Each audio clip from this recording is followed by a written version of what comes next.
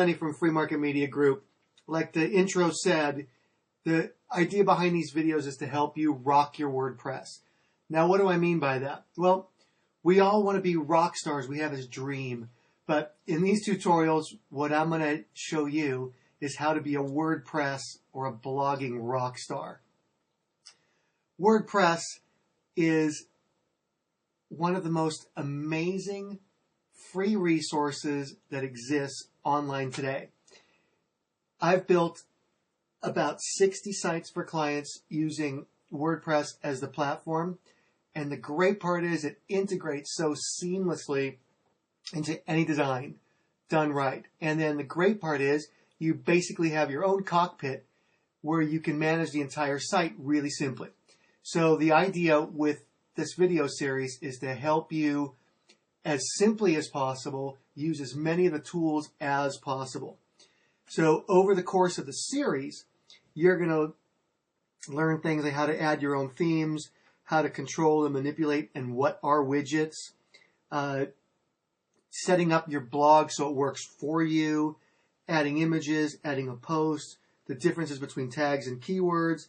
We're going to talk about a dozen or more of the most essential plugins you need, and we're going to tell you what exactly plugins are. But the reason for this first video is just as a bit of an intro. So when you first log in to WordPress, you're taken to the dashboard. And so this is what you see upon first walking in.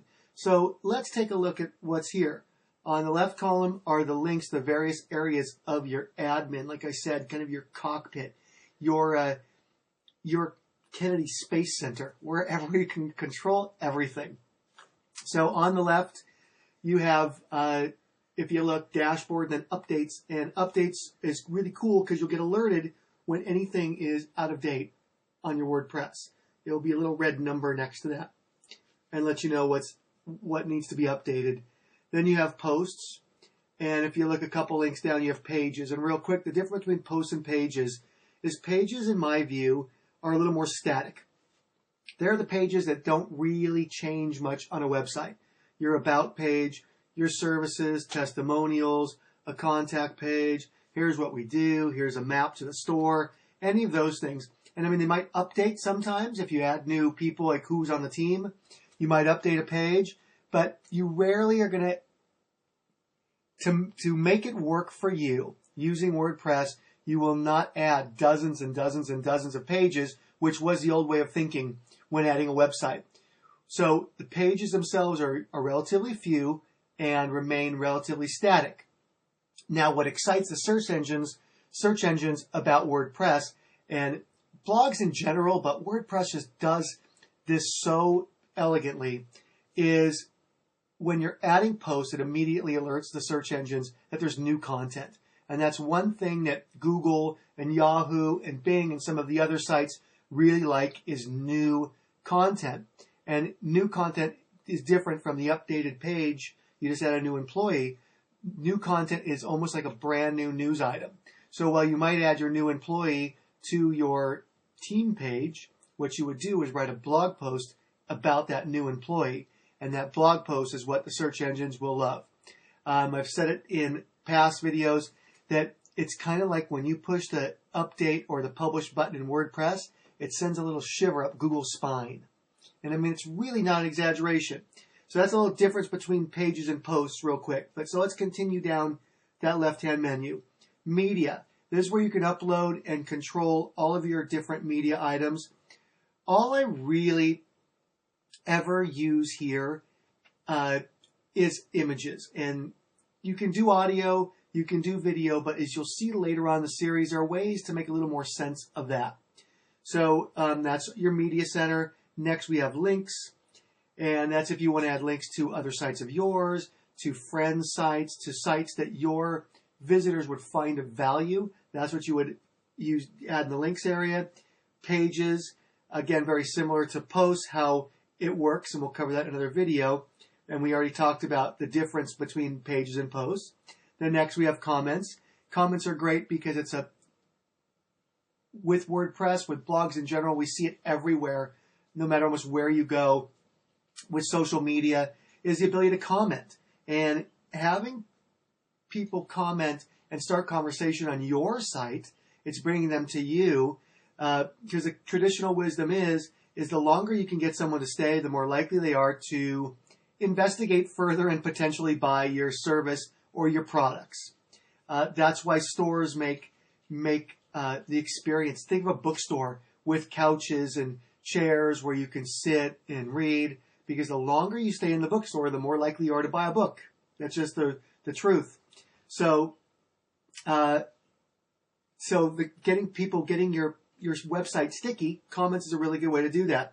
Now, appearance, what this does is going to let you decide what theme you're going to be using.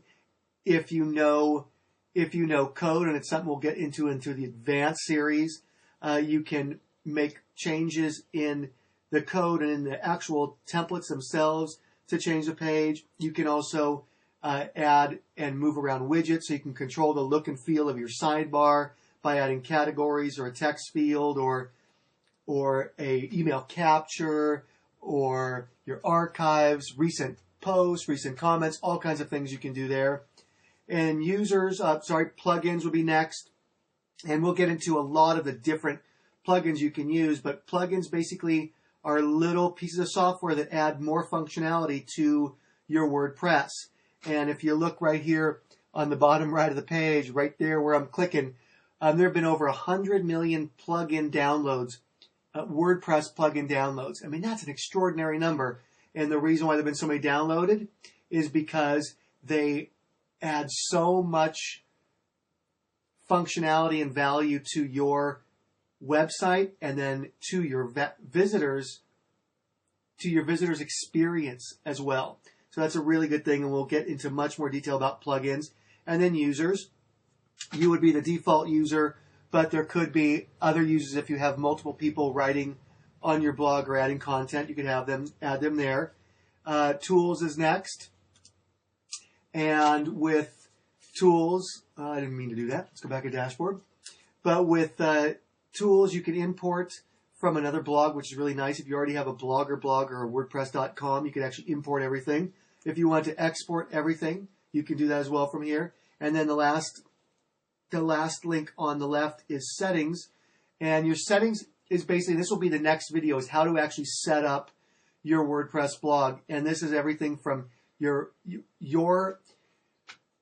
blog title and how it shows up to a lot of bits and pieces about your user's experience, how they can read, what they can comment on, how it shows up.